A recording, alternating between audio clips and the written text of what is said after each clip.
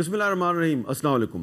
Capital talk میں خوش آمدید. اسرائیل کی طرف سے ایران کے خلاف حملے کی منصوبہ بندی انتہائی تشویشناک ہے، اور اس سلسلے میں جو نیو یارک ٹائمز کی ایک رپورٹ ہے، اس رپورٹ میں واضح طور پہ کہا گیا ہے کہ Israel appears ready to attack Iran officials in U S and Europe سے. اور یہ جو سچویشن ہے یہ اس لیے بھی بہت ہی تشویشناک ہے کہ ایران جو ہے وہ پاکستان کا ہمسایہ ہے، اور اگر خدا نخواستہ ایران پر حملہ ہوتا ہے تو ظاہری بات ہے یہ حملہ جو ہے یہ امریکہ کی مرضی کے خلاف تو نہیں ہو سکتا. تو ایسی صورت میں پھر پاکستان اور امریکہ کے جو تعلقات ہیں وہ ایک نئے امتحان سے دو چار ہو سکتے ہیں. یہ ایک بہت اہم موضوع ہے جس پہ گفتگو کی ضرورت ہے، لیکن اس سے بھی زیادہ جو ضروری موضوع ہے جو پاکستان کے حالات کے حوالے سے بہت اہم ہے وہ ہمارا بجٹ ہے، جس پر کہ ابھی تک بحث چل رہی ہے. اور اب تو وزیر اعظم شہباز شریف صاحب جو ہیں انہوں نے اپنے ایک نوجوان وزیر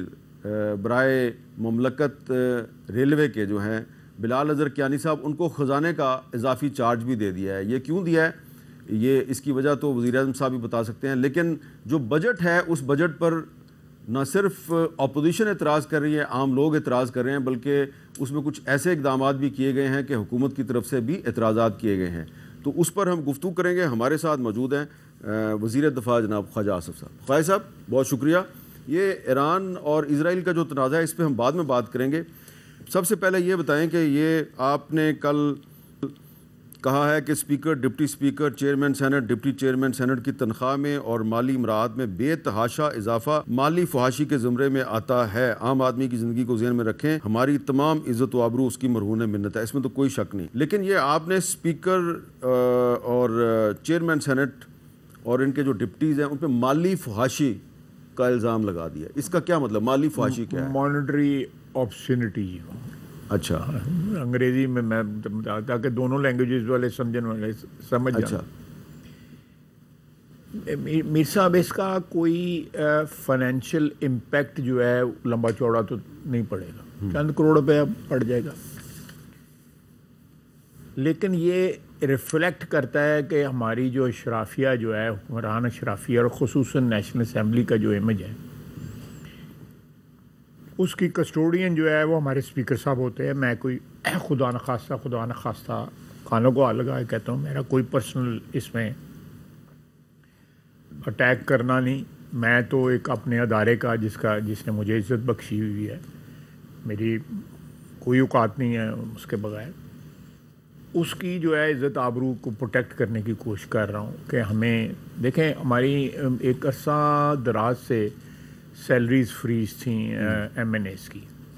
ریسنٹلی وہ سیلری جو ہے کو تقریباً دو لاکھ کے قریب ہماری بنتی تھی، 2 لاکھ سے کم ہی بنتی تھی، وہ 5,19,000 روپیہ ہوئی ہے. تقریباً ڈبل ہو گئی ہے سیلری، کوئی 8-10 سال کے وقفے کے بعد دی ہوئی ہے. لیکن یہ جو اضافہ ہے جو اسپیکر صاحب اور ڈپٹی اسپیکر صاحب اور چیئرمین سینٹ اور ڈپٹی چیئرمین سینٹ کا جو ہوا ہے، آپ کو میرا خیال ہے اس بات کا اندازہ ہے کہ یہ اندر کی جو ان کی فائنینس کمیٹی کی کمیٹی جو ہے وہ فیصلے کرتی ہے. جو نیشنل اسمبلی کی ایک تو اسٹینڈنگ کمیٹی ہے نا، ایک اندر ان کے اپنی فائنینس کمیٹی ہے جو ان کے فائنینشیل میٹرز سیٹل کرتی ہے، جو ان کو ایلوکیشن ہوئی ہوتی ہے. یہ اس کا فیصلہ ہے میری اطلاع کے مطابق جو ہے، اور اس کو رجسٹ بھی کیا گیا ہے حکومت کی طرف سے. لیکن یہ ذرا پلیز بتا دینا کہ کس نے رجسٹ کیا ہے. جو سب سے کفایت شعار آدمی ہے ہماری حکومت نے، اس نے رجسٹ کیا. اب ساری باتیں نہ پوچھیں. چلیں، اس کا نام محمد شہباز شریف ہے. دیکھیں، میں اس کو لیکن جو ہے یہ کیونکہ اس لیے کہ نوٹس لے لیا نا، پرائم منسٹر نے نوٹس لے لیا کہ یہ کیوں اضافہ ہوا ہے، تو اس کا مطلب ہے کہ رجسٹ بھی اسی نے کیا ہوگا. آپ لاجیکل ایک بات کر رہے ہیں جو جی. تو لیکن پھر بھی یہ کیا گیا. آپ دیکھیں کہ ٹورز جو ہیں جس طرح کیے جاتے ہیں، بعض ٹور ضروری ہوتے ہیں، بعض غیر ضروری بھی ہوتے ہیں، بعض پہ 2 آدمی بھی جا سکتے ہیں، بعض پہ 10 بھی جا سکتے ہیں. میرا اپنا خیال ہے کہ یہ ایک مائکروکازم ہوتا ہے، ایک پارلیمنٹ جو ہے کسی قوم کی جو حیت ہے یا اس کا جو وجود جو ہے یا اس کی جو ایک کولیکٹیو آپ کہہ سکتے ہیں اس کو ڈیفینیشن جو ہے وہ یہ مائکروکازم ہے اس کا.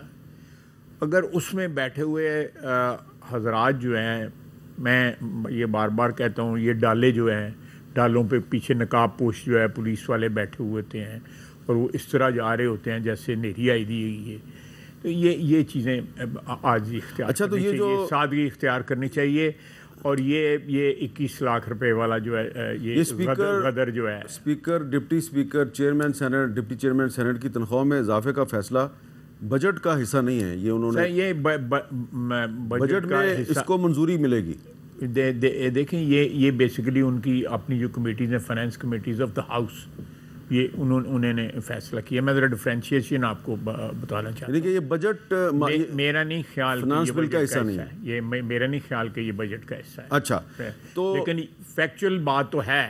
باقی تو یہ قانونی چیز ہے نا کہ بجٹ کا حصہ یا نہیں بجٹ کا حصہ، جو امپیکٹ جو ہے وہ تو لوگوں کی جیبوں میں. لیکن ایک سوال یہ کریں گے لوگ کہ جی اس بجٹ میں اگر سمبولک طور پہ بھی اگر یہ اضافہ نہیں ہونا چاہیے تو پھر پریزیڈنٹ ہاؤس اور پرائم منسٹر ہاؤس کے جو اخراجات ہیں اس میں بھی تو اضافہ ہوا ہے، وہ کیوں کیا؟ نہیں، دیکھیں وہ اس میں بہت سی چیزیں ہیں. وہاں پہ میٹنگز بھی ہوتی ہیں، وہاں پہ جو کیبنٹ میٹنگ بھی ادھر ہوتی ہے، اور بھی بہت سی ایسی چیزیں ہوتی ہیں جن کا پرائم منسٹر کی ذات سے کوئی تعلق نہیں ہوتا. ٹھیک ہے، وہ تو ایک انسٹیٹیوشنل ہے. یہ تو ذات سے تعلق ہے. اور پرائم منسٹر نے اپنی تنخواہ میں بھی اضافہ نہیں کروایا، بلکہ وہ تنخواہ لیتے نہیں. وہ تنخواہ نہیں لیتا، روٹی بھی پلیوں کھانا ہے، ملازم بھی جڑے پلیوں پے کرتا ہے انہوں نے. اچھا، تو خیر صاحب یہ اب یہ بتائیں کہ اگر ایک پیسے کا اس کا پرائم منسٹر کا برڈن نہیں ہے قومی خزانے کے اوپر، ایک پیسے کا بھی. یہ بات ویسے بڑی اچھی ہے، لیکن اس پہ کچھ لوگ یہ اعتراض کرتے ہیں جی اس کا مطلب یہ ہے کہ پھر مڈل کلاس کا بندہ جو ہے وہ پالیٹکس میں نہ آئے.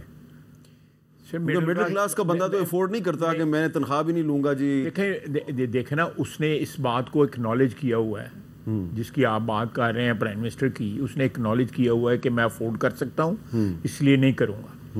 یہ جو لوگ ہیں جو افورڈ کر سکتے ہیں اور پھر بھی 21 لاکھ روپے لینے کی کوشش کر رہے ہیں، میں تو سمجھتا ہوں یہ زیادتی ہے. سردار ریاض صادق، یوسف رضا گیلانی، میرا خیال ہے کہ اس میں جو بھی ایکسرسائز ہے اس میں سینٹ کی طرف سے اتنی زیادہ کوئی جنبش یا موومنٹ جو ہے یا تحریک جو ہے وہ نہیں چلی اس میں. تو یہ نیشنل اسمبلی کی طرف سے زیادہ کچھ ہوا ہے. اچھا، نیشنل اسمبلی کی طرف سے زیادہ ہوا ہے. تو میں نے سنا ہے کہ ہو سکتا ہے چیئرمین سینٹ یہ کہہ دیں کہ جناب مجھے نہیں ضرورت اس تنخواہ کی. نیک بات ہوگی، میں سمجھتا ہوں کہ اچھی بات ہوگی. گیلانی صاحب کا میں بڑی عزت کرتا ہوں، میں یاد صادق صاحب کی بڑی عزت کرتا ہوں. لیکن میں اب ساتھ اپنی جو برادری ہے اس کی عزت آبرو کی بھی جو ہے تحفظ جو ہے وہ جو بھی میری اوقات ہے. آپ کی گفتگو سے لگ رہا ہے کہ آپ کو اس فیصلے سے بہت زیادہ تکلیف پہنچی ہے. سر یہ ولگر ہے یہ چیز، this is vulgarity coming from this is building جو آپ کی کھڑکی میں سے نظر آئے. اب یہ نہ ہو کہ وزیر دفاع کے خلاف تحریک استحقاق کو پیش کر دیں. میں پیش ہو کے پھر انہوں نے جو حال کرا تھا تو وہ جب تسی آئی ہو پھر جڑا گیا. آئی ایم سوری، موضوع نہ تبدیل کر لو میرا، کیونکہ تحریک استحقاق آپ کے خلاف ہے. ٹھیک ہے، میں نہیں اس کی زد میں آنا چاہتا. اچھا، اب یہ بتائیں خائد صاحب کہ یہ جو اسرائیل پہ ایران کے حملے کا خدشہ ہے، اگر فرض کریں خدا نہ خواستہ یہ حملہ ہو جاتا ہے، اس سے آپ یہ نہیں سمجھتے کہ پاکستان کے لیے بڑی مسائل پیدا ہو جائیں گے؟ ہمارے آرمی چیف امریکہ کا دورہ کرنے والے ہیں اور امریکی جرنیل آج کل ہماری بڑی تعریفیں کرتے ہیں، تو ہمارے لیے تو بڑی مشکل نہیں ہو جائے گی؟ امیر صاحب، مشکل جو ہے وہ ہماری جو آپ کہہ رہے ہیں، میں اس حوالے سے نہیں مشکل کروں گا. میں اس حوالے سے کروں گا کہ ایران ہمارا ایک برادر ملک ہے، ہمارا ہمسایہ ہے، تاریخی تعلقات ہیں. ان کی زبان ہماری آفیشیل لینگویج رہی ہے، سینکڑوں سال جو ہے آفیشیل لینگویج رہی ہے فارسی ہماری. آپ کو پتہ ہے نا، ہمارا ان کے ساتھ مذہب کے علاوہ جو ہے نسلی رشتہ بھی ہے. یہ ایرینز جو ہیں، جتنے بھی آریہ نسل سے لوگ ہیں، وہ بیسیکلی آپ آریہ مہر ہی کہلاتے تھے نا، بادشاہ جو تھا، شہنشاہ جو تھا. تو یہ بے شمار ان کے ساتھ تعلقات ہیں، بھائی چارہ ہیں. ایک تاریخ ہے ہمارے ان کے ساتھ تعلقات کی. میں اس نظر سے دیکھتا ہوں کہ اگر ان پہ حملہ ہوتا ہے اور اسرائیل حملہ کرتا ہے تو یہ میں سمجھتا ہوں کہ یہ عالم اسلام کو کہیں تو متحد ہو کے جو ہے اسرائیل کو جواب دینا چاہیے. میں کل ایک ماں نے اپنے بچے کو, جوان بچے کو سینے سے لگایا ہوا تھا اور وہ کہہ رہی تھی اس کو کہ میرا بیٹا مجھے تم پہ فخر ہے, تم قیامت والے دن تم نے مجھے سرخرو کر دیا ہے. بڑا حوصلہ چاہیے یہ الفاظ کہنے کے لیے. لیکن خیر صاحب یہ جہاں پہ اس قسم کا ہو رہا, غزہ میں جو کچھ ظلم ہو رہا ہے, میرا ایمان ہے, میں بڑا کمزور سا گناہگار سا آدمی ہوں, لیکن میرا ایمان ہے ہمیں کوئی قیامت کا انتظار نہیں کرنا پڑے گا, یہیں پہ ہی سب کچھ جو ہے سیٹل ہو جائے گا. یہ اسرائیل جو ظلم کر رہا ہے یہیں سیٹل ہوگا. اچھا, بالکل یہیں سیٹل ہوگا. لیکن یہ کیسے سیٹل ہوگا؟ دیکھنا ان کی میر صاحب یہ جو کہتے ہیں نا کہ ہمارا اس زمین پہ قبضہ ہے. حضرت ابراہیم جو ہے وہ میسوپوٹیمیا عراق سے سے گئے تھے. میں نے ٹویٹ آپ کو بھجوایا بھی تھا. سے گئے تھے. اس زمین کے ساتھ ان کا کوئی کنانیوں کا تعلق ہے, لیکن جو اولاد ہیں حضرت اسماعیل اور حضرت اسحاق کی جو اولاد ہیں, جو بیٹے تھے حضرت ابراہیم کے, وہ ان کا اوریجن جو ہے وہ تھا. جو ہے شط العرب کے قریب ہے اس وقت. اس کے جو کھنڈرات ملے ہوئے ہیں اس شہر کے جہاں پہ نمرود حکومت کرتا تھا, وہ شط العرب کے قریب ہے. یہ کویت سے ذرا تھوڑا سا اوپر جائیں تو وہ شہر ہے. ان کا کہاں تعلق ہو گیا یہاں پہ؟ وہ تو وہاں پہ گئے تھے, ان کو پلاٹ گھر بنانے کے لیے پلاٹ نہیں کو دیتا تھا. یہ بات کچھ عرب حکمرانوں کو کیوں نہیں سمجھ آتی جو بڑے ڈیسپریٹ ہیں اسرائیل کو ریکگنائز کرنے کے لیے؟ سر میں اور بھی آپ کو بتا دوں, جب حضرت ابراہیم وہاں پہ گئے ہیں نا اپنے حضرت لوط کے ساتھ اور بی بی سارہ کے ساتھ جو ہے, تو وہاں پہ ان کا رول تھا کہ وہ کسی فارنر کو زمین نہیں بیچتے تھے. ٹھیک ہے. They made an exception. یہ میں بائبل سے کوٹ کر رہا ہوں. انہوں نے کہا میں سجورنر یعنی میں مسافر ہوں, تو مجھے کچھ رہنے کے لیے جگہ دی جائے. تو انہوں نے ایکسیپشن کی. وہ دنیا کی تاریخ جو ہے, بنی نوع انسان کی تاریخ میں پہلا کانٹریکٹ تھا, سیل کانٹریکٹ جو تھا پہلا, جو انہوں نے سائن کیا کہ یہ شخص جو ہے فارنر ہے اور یہ زمین کے لیے کرتا ہے, ہم اس کے لیے ایکسیپشن کر رہے ہیں زمین. تو وہ فارنر تھے, وہ یہاں سے ہجرت کر کے نمرود کی سلطنت سے ہجرت کر کے کنانیوں کی سلطنت میں وہاں پہ گئے ہوئے تھے. اس لیے ادھر یہ کنانیوں کا جو ہے, کنانی بھی سیمیٹک تھے, آج ایتھوپین بھی سیمیٹک تھے, جو ہٹائٹ تھے وہ بھی سیمیٹک تھے. اتنی زیادہ نسلیں ہیں سیمیٹک. وہ سیمیٹک کے لفظ کے اوپر بھی انہوں نے یہودیوں نے قبضہ کر لیا ہوا ہے کہ اور کوئی سیمیٹک نہیں, ہم ہی سیمیٹک ہیں. اور اچھا ان کو گالی دیو کہتے ہیں جی اینٹی سیمیٹزم ہے. عربوں کو گالی دے وہ اینٹی سیمیٹزم نہیں ہے. لیکن یہ اب خالد صاحب ذرا دیکھیں نا, امریکی جنرل مائیکل کوریلا جو ہیں انہوں نے بڑی تعریف کی ہے جی پاکستان کی. ذرا سنیں کیا کہا انہوں نے. Through a phenomenal partnership with Pakistan, they have gone after ISIS Khorasan, killing dozens of them. They have captured at least 5 ISIS Khorasan high-value individuals. They extradited back Jafar, who was one of the key individuals behind the Abbey Gate bombing, and they have been a phenomenal partner in the counterterrorism world. اب یہ issue ہے کہ امریکہ جو ہے وہ اس لیے پاکستان کو آج کل بہت اپریشیٹ کر رہا ہے کہ پاکستان نے آئیسس یعنی کہ داعش کے ٹیررسٹ جو ہیں وہ پکڑ کے امریکہ کے حوالے کیے ہیں. سوال میرا آپ سے یہ ہے کہ ایران بھی آئیسس کے خلاف ہے, افغان طالبان بھی آئیسس کے خلاف ہیں, امریکہ بھی آئیسس کے خلاف ہے, پاکستان بھی خلاف ہے. تو کیا کوئی ایسا راستہ نکل سکتا ہے کہ آئیسس کے خلاف جتنے بھی ممالک ہیں ان کا ایک اتحاد قائم کیا؟ رشین فیڈریشن بھی ان کے خلاف ہے, رشین فیڈریشن بھی, چائنا بھی ان کے خلاف, چائنا بھی ان کے خلاف ہے. تو یہ اگر اسرائیل اٹیک کرتا ہے ایران پہ تو کیا اس کا توڑ یہ نہیں ہے کہ ہم ایک اینٹی آئیسس الائنس بنا دیں؟ بڑی آئیڈل بات ہوگی میر صاحب اگر کوئی اس قسم کا الائنس بن سکتا ہے. دیکھیں میں تھوڑی سی ٹیررزم کی جو تاریخ ہے 25 30 40 50 سال کی اس سارے خطے کے اندر آپ دیکھیں گے تو ٹیررسٹ آرگنائزیشنز کے ہر بڑے ملک میں اس خطے میں بھی اور بیونڈ دس خطہ آلسو تعلقات رہے ہوئے ہیں. آج کا ٹیررسٹ کل کا ہیرو, آج کا ہیرو کل کا ٹیررسٹ جو ہے, یہ چیزیں جو لیبل جو ہیں شفٹ ہوتے رہے ہیں. سیریا کا پریزیڈنٹ دیکھ لیں کون تھے, امریکہ نے اس کو ٹیررسٹ ڈکلیئر کیا ہوا تھا اور اب اس کو کلیئر کر دیا. سراج الدین حقانی کو دیکھ لیں, یہ لوگ ہیں نا. تو میرا نریندر مودی کو دیکھ لیں. ہاں, نریندر مودی کو دیکھ لیں, سب تو بڑا ٹیررسٹ ہے, وزیر اعظم ہے 1.5 ارب لوگوں کا. میر صاحب یہ ٹیررزم جو ہے یہ ایک ساری دنیا اس کی وجہ سے سفر کر رہی ہے.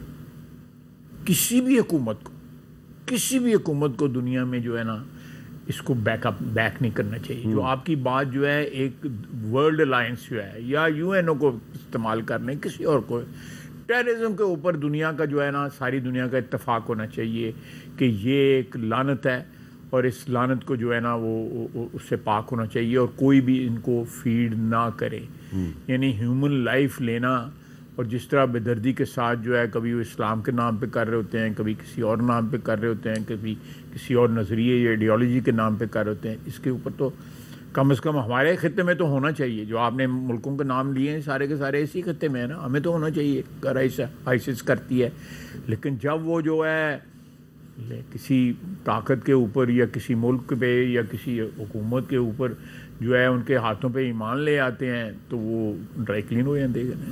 اچھا, اب آخر میں یہ بتائیں کہ یہ جو ہم نے یہ میں جو کمنٹس جو ابھی کر رہے تھے یہ بڑی خوشائند بات ہے کہ ہمارے جو ایفرٹس ہیں یا ہمارا وکٹم ہونا جو ہے, پھر ہمارے ایفرٹس کاؤنٹر ایفرٹس جو ہیں ان کو ایکنالج کیا جا رہا ہے امریکہ کا. بڑی اچھی بات ہے. ہم ان کے ساتھ جو تعلقات جس طرح ہمارے بڑھ رہے ہیں وہ بھی بڑی اچھی بات ہے.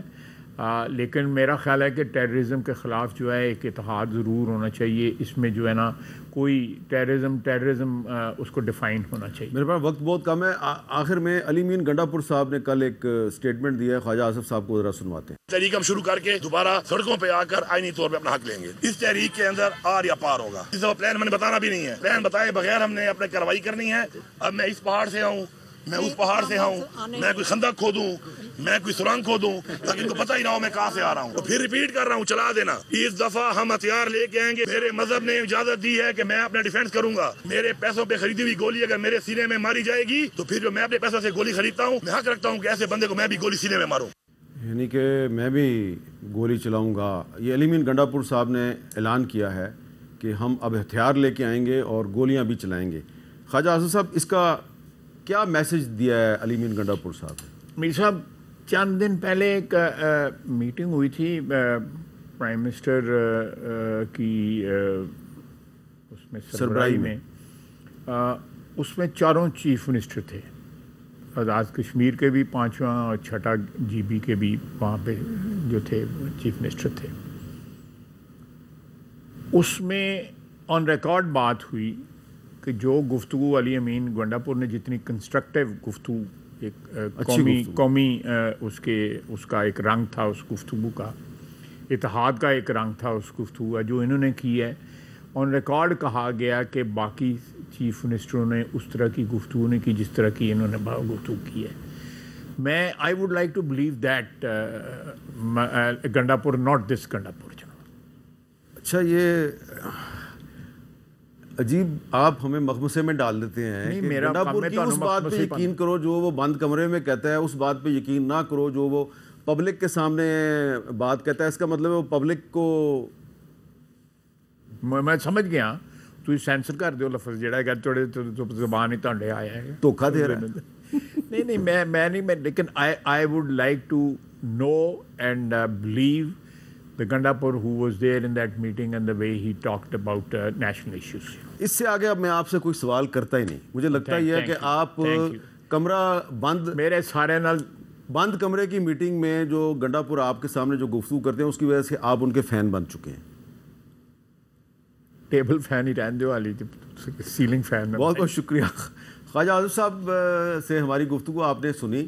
ایک بریک لیتے ہیں اور بریک کے بعد اب جو تحریک انصاف کا ورژن ہے وہ آپ کے سامنے پیش کریں گے. اور ہمارے ساتھ کون ہوگا؟ ہمارے ساتھ ہوں گے جناب عمر ایوب خان صاحب, اپوزیشن لیڈر قومی اسمبلی.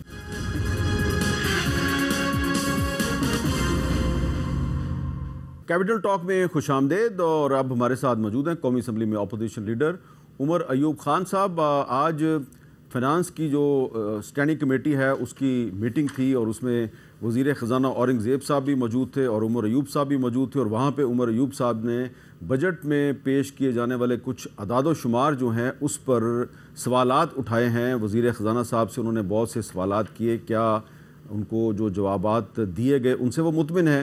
عمر ایوب صاحب سے پوچھتے ہیں. جی عمر ایوب صاحب، آج سنا ہے بڑی گرما گرم بحث ہوئی آپ کی وزیر خزانہ اورنگزیب صاحب سے، تو کتنے مطمئن ہیں آپ ان کے جوابات سے؟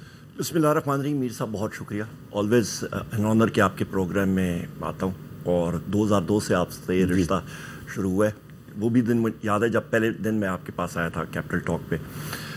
میر صاحب، آج جس وقت سیشن شروع ہوا تو نوید قمر صاحب کے ساتھ، وہ چیئرمین ہے کمیٹی کے، تو ان سے میں نے ریکویسٹ کی. میں نے کہا جی مجھے بریفنگ دے دی تھی فائنانس سیکرٹری نے، میں نے کہا تھا ساتھ ساتھ ہمارے کویشچن آنسرز ہوتے، بلکہ فائنانس منسٹر نے اپنی بریف ٹاک دی. میں نے کہا مجھے ذرا سوال کے جواب سوال کرنے دے کہ اس کا پھر پیٹرن سیٹ ہو جائے گا. تو اس پہ ذرا ان کے ساتھ گرما گرمی ہو گئی. پھر انہوں نے مطلب سوال کرنے کی اجازت ایز اے چیئرمین دے دی تھی. گرما گرمی اس لیے ہوئی کہ وہ سوال کرنے کی اجازت نہیں دے رہے تھے. کریکٹ. پھر میں نے جب اسٹریس کیا، میں نے کہا جی ایز اے اپوزیشن پھر ہم لوگ واک آؤٹ کریں گے، اور یہ نہیں ہو سکتا کہ ون سائیڈڈ ہی چیز چلتی رہے. اور جو پیٹرن سیٹ کرنا ہے، وزیر خزانہ نے اپنی اسٹیٹمنٹ دے دی ہے، تو میں پوچھوں گا سوال ایز اپوزیشن لیڈر بھی اور ممبر بھی کمیٹی کا. اور اس کے بعد پیٹرنس، اس کے بعد سیکرٹری فائنانس بولیں، ضرور بولیں. چیئرمین ایف پی آر نے بولنا ہے، ضرور بولیں.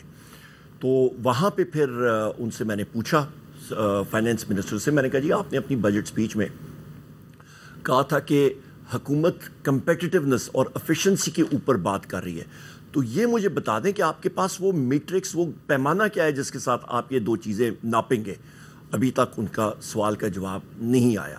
پہلی بات وہ کہ آ جانا چاہیے تھا اسی وقت. انہوں نے بات کی کہ جی یہ میرا پیمانہ ہے، آ جانا چاہیے تھا. دوسری چیز میں نے ان سے کہی کہ جی آپ کی گروتھ ریٹ، یہ میں نے نہیں کہا، یہ ان کی اپنی جو اعداد و شمار ہے، اکنامک سروے ہے، اس پہ انہوں نے پہلے ہی اس پہ پیجز پہ یہ انہوں نے دکھائے ہوئے ہیں. یہ اعداد و شمار گراس ڈومیسٹک پروڈکٹ آپ کا growth and investment, gross domestic product کے جی 2.68% سے گرو کرے گا. اس پہ میر صاحب ابھی آتے ہیں. سب سے پہلی چیز میں ان سے کہا کہ جی یہ فگر آپ کی ان ریئلسٹک ہے، حقیقت میں مبنی نہیں ہے. وجہ یہ ہے کہ آپ کا پبلک سیکٹر ڈیولپمنٹ پروگرام اور باقی بھی چیزیں اس میں آتی ہیں. تقریباً آپ اس کا پہلے جب بجٹ پاس ہوا تھا وہ 1400 ارب کا تھا، اس کو پھر انہوں نے کم کیا. اچھا جب کم کیا تو آپ کو خود معلوم ہے کہ پی ایس ڈی پی کے ساتھ بہت ساری چیزیں منسلک بھی ہوتی ہیں.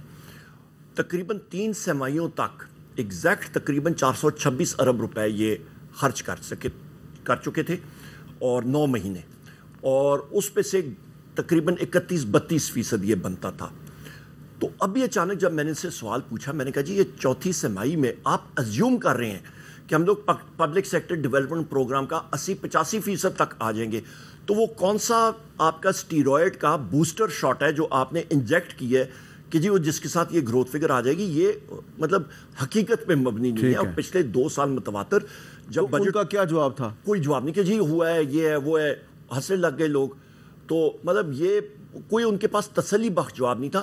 یہ فگر آپ کی ان ریئلسٹک ہے. دوسری اس کے ساتھ اہم چیز یہ ہے میر صاحب، جب یہ فگر نیچے آئے گی گروتھ کی، آپ کی انویسٹمنٹ کی فگر نیچے، آپ کی باقی ساری فگرز نیچے، تو لہٰذا یہ حقیقت میں مبنی ہی نہیں ہے. تو آپ کے خیال میں جو بجٹ ڈاکومنٹس میں جو فگرز دی گئی ہیں یہ درست نہیں ہیں، فکٹیشس فگرز ہیں. اور اس کے اوپر ایگریکلچر پہ ہم لوگ زراعت پہ آ جاتے ہیں، کیونکہ بہت سارے لوگوں کا ذریعہ معاشی زراعت ہے.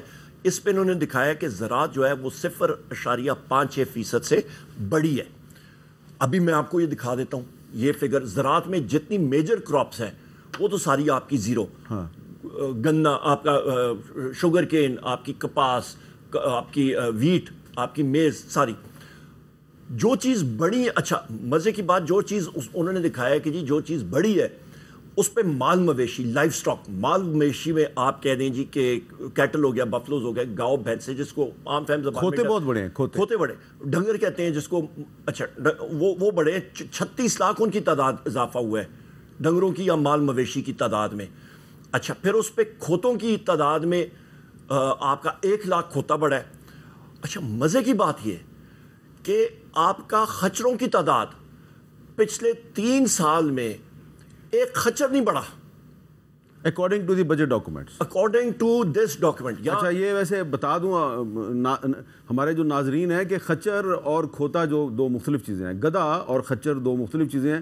جو خچر ہے یہ گدھے اور گھوڑے کے درمیان ایک چیز ہے. ہاں جی یہ بات ہے, پر اس کی تعداد میں بڑا نہیں. اچھا میرا سوال یہ تھا کہ مجھے بتائیں کہ کون سے ڈپارٹمنٹ کا شخص جو ہے وہ جاتا رہا ہے اور اس نے مطلب وہ لوگوں کے کاشتکاروں کے اور محنت کشوں کے ڈیروں میں جا کے اس نے کہا جی یہ کٹا کب پیدا ہوا, تو اس کی وہ سروے کیسا ہوا ہے. مجھے یہ سمجھ نہیں آ رہی. مطلب یہ ساری کی ساری ہوا کی فگرز ہیں, اور یہاں پہ ان کو وہ گیپ ملا تو انہوں نے یہاں سے گروتھ شو کی ہے 0.56% کی آپ کی زراعت میں. اچھا جو آپ کی اسمگلنگ کے ایشوز پہ, پیٹرول کی اسمگلنگ کے ایشو پہ جو گفتگو ہوئی وہ کیا ہے؟ وہ بڑی انٹرسٹنگ گفتگو ہے. تقریباً 2-2.5 ہفتے پہلے اسٹینڈنگ کمیٹی میٹنگ تھی, نفیسہ شاہ صاحبہ اس کو پریزائڈ کر رہی تھی ان پلیس آف نوید قمر صاحب. تو میں زوم پہ تھا تو میں نے چیئرمین ایف پی آر سے پوچھا, اور وہاں پہ پیٹرولیم کے بھی مالکان آئے ہوئے تھے, ریفائنریز کے. میں نے کہا جی مجھے یہ بتائیں کہ پاکستان میں آیا 550 ارب روپے کی اسمگلنگ پیٹرول کی ایران سے ہوتی ہے نہیں ہوتی؟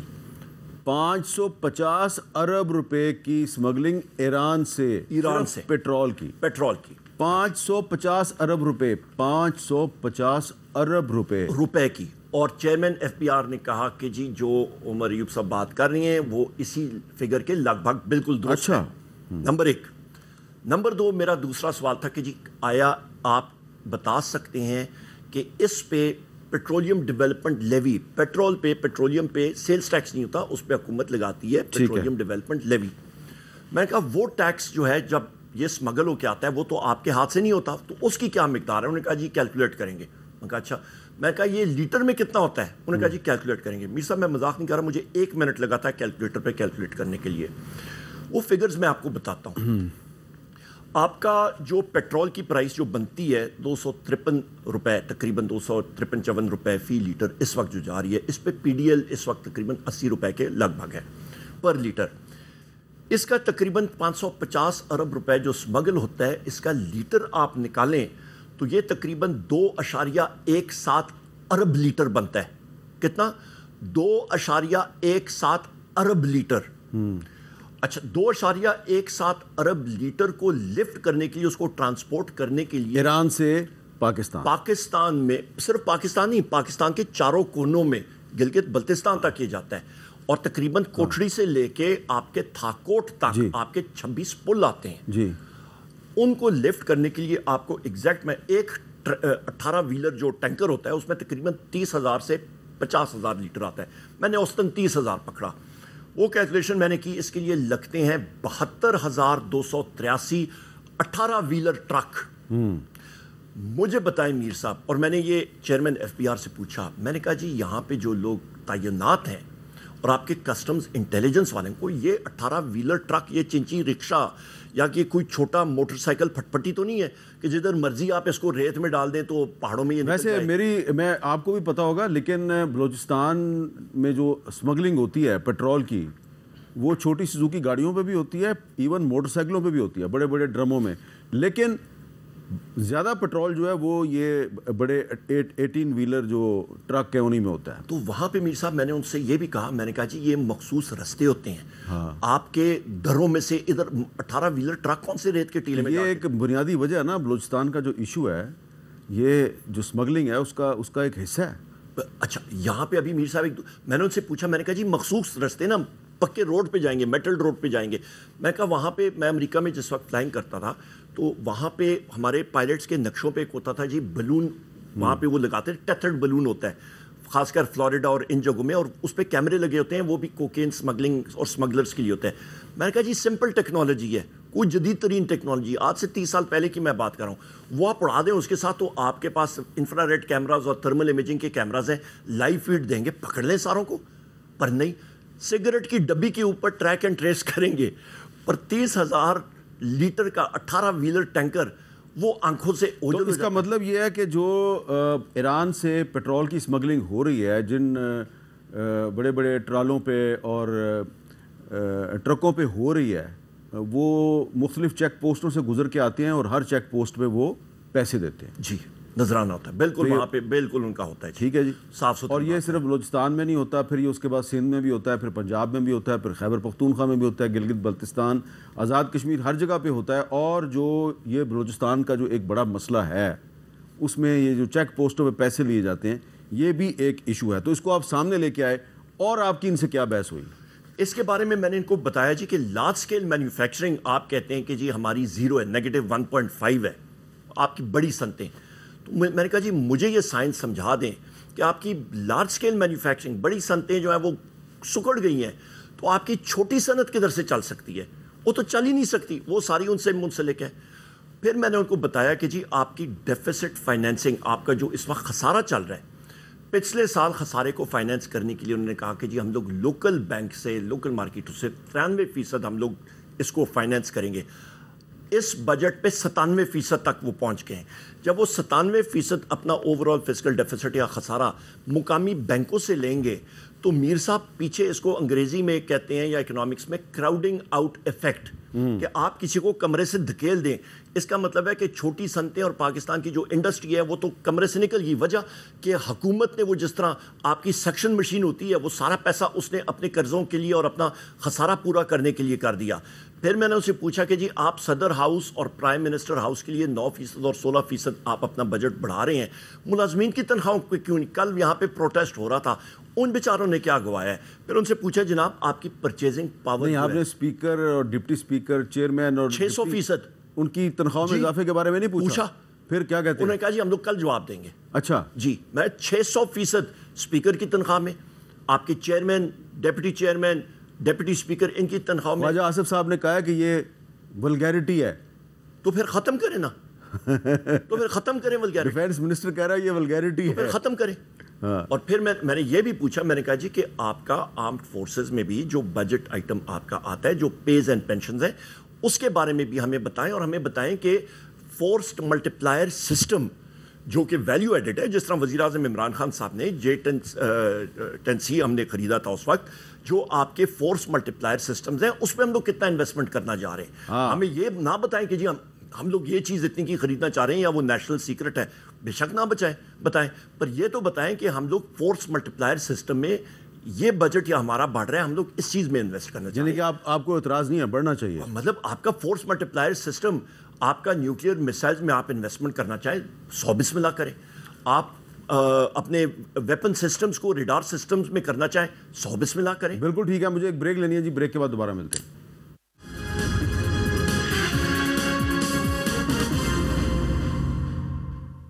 کیپٹل ٹاک میں دوبارہ خوش آمدید. جی عمر ایوب صاحب, اب ذرا تھوڑا سا یہ بھی بتائیں کہ خیبر پختونخوا کے چیف منسٹر علی مین گڈا پور صاحب جو ہیں, انہوں نے کہا جی ہم احتجاج کریں گے, ہتھیار بھی لے کے آئیں گے. مجھے کلپ سنانے کی ضرورت ہے یا مجھے معلوم ہے.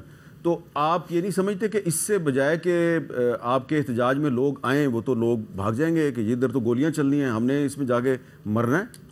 میر صاحب یہی ہم لوگ جہاں پہ آپ کا اسٹوڈیو ہے, ساتھ ہی آپ کا ڈی چوک ہے, آپ کو وہ نظارے مجھے بتانے کی ضرورت نہیں, آپ سب سے پہلی کوریج کر رہے تھے, صبح سے کور کر رہے تھے. ہم لوگ نیچے تھے, سینٹورس کے چوک میں تھے, اور اس کے بعد جب آئے اور گولیاں چلی, آپ کو خود سارا حال پتہ ہے. ہم لوگ پرامن لوگ ہیں, پر دیکھیں ہمارے ساتھ بھی تشدد جو کیا گیا وہ کوئی نارمل چیز تھی. جس طرح کوئی تیتر یا بٹیرے پہ فائرنگ کرتا ہے, انسانوں پہ فائرنگ ہوئی. میں کل ایک مطلب میرے پاس وہ ساری ڈیٹیلز ہیں, میں پیش بھی کروں گا نیشنل اسمبلی میں. ٹھیک ہے. اچھا, یہاں پہ جو بات کی گئی ہے, علی امین خان صاحب وزیر اعلیٰ ہیں خیبر پختونخوا کے, ڈیفنس کرنا ہر ایک آدمی کا حق ہوتا ہے. ہم لوگ کسی پہ گولی چلانے والے نہیں ہیں, اور اس پروٹیسٹ پہ ہمارا جو وزیر اعظم عمران خان صاحب نے کہا ہے, اسلام آباد کی طرف ہم لوگ آئیں گے نہیں, کیونکہ یہ ان کو ایک موقع ملتا ہے کہ ہم پہ فائرنگ کریں. اچھا, آپ اسلام آباد کی طرف نہیں آئیں گے؟ ہم لوگ اسلام آباد کی طرف ہیں, وہ انہوں نے کلیئر کہا ہے اسلام آباد کی طرف اس وقت نہیں آنا, ہم لوگ پورے پاکستان میں انشاءاللہ اپنے پروٹیسٹ کریں گے. اچھا, اور یہ بتائیں کہ یہ جو اگلے کچھ دنوں میں امریکہ میں واشنگٹن میں پاکستان امبیسی کے باہر ایک احتجاج ہو رہا ہے, تحریک انصاف اس احتجاج میں شامل ہے؟ وہاں پہ جی اوورسیز پاکستانی ہیں, وہ خود وہ ان سے نہ میرا کانٹیکٹ نہ پی ٹی آئی کا کانٹیکٹ, وہ کرنا وہاں پہ آپ کو پتہ ہے امریکہ میں پاکستانی امریکنز ہیں, وہ خود یا کرنا چاہیں کریں ضرور. اچھا, اب یہ بتائیں کہ یہ خبریں ہیں, آپ نے دیکھا ہوگا, یہ نیو یارک ٹائمز کی بھی خبر ہے کہ Israel appears ready to attack Iran, officials in US and Europe سے کیا آپ کے خیال میں یہ بہت سیریس ایشو نہیں ہے کہ اگر خدا نخواستہ ایران پہ اسرائیل حملہ کرتا ہے تو پاکستان ایک بہت امتحان سے دو چار ہو جائے گا، کیونکہ ایران پر حملہ امریکہ کی مرضی کے بغیر نہیں ہوگا، تو پاکستان کو کیا کرنا چاہیے؟ دیکھیے، ایران پہ حملہ کرنا اس خطے میں بہت زیادہ انسٹیبلٹی کریٹ کرے گا. یہ کوئی چھوٹا موٹا نہیں ہے اور اس سے جنگ پھیل بھی سکتی ہے. نمبر ایک، ہمیں سفارتی پورا عمل کرنا چاہیے کہ یہ نہ ہو، کیونکہ اس کے فال آؤٹ افیکٹس بہت ہوتے ہیں. آپ میرے مرحوم والد صاحب کے ساتھ آپ نے ان کے بہت زیادہ انٹرویوز کیے، پتہ نہیں انہوں نے کبھی آپ کو بتایا، وہ پروگرام میں نے نہیں دیکھا، اور آپ کو ایک چیز آپ کے پروگرام میں بتاتا ہوں.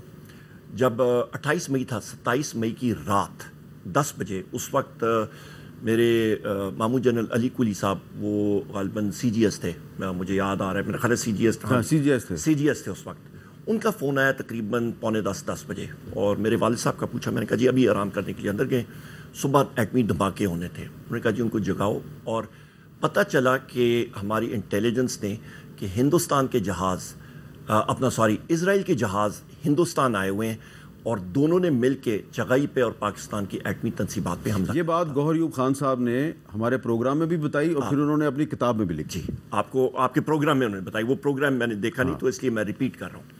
تو پھر انہوں نے یہ، اس کا پھر ابھی میں آئینی شاہد ہوں، میں نے فون ان کو دیا، انہوں نے پھر باقی لوگوں سے بات چیت کی. انہوں نے کہا اس وقت آپ کے کوئٹہ کے اسمگلی بیس پہ، ایئرپورٹ پہ، وہاں پہ نائٹ لینڈنگ فیسلٹیز نہیں تھیں، تو لہٰذا یہ مشورہ ہوا کہ جی پاکستان میں یا فوکر جہاز ہے یا سیسنا ہے، جو بھی چیز جس کے پر ہیں اور انجن ہے اڑ سکتا ہے اس کو اڑائیں.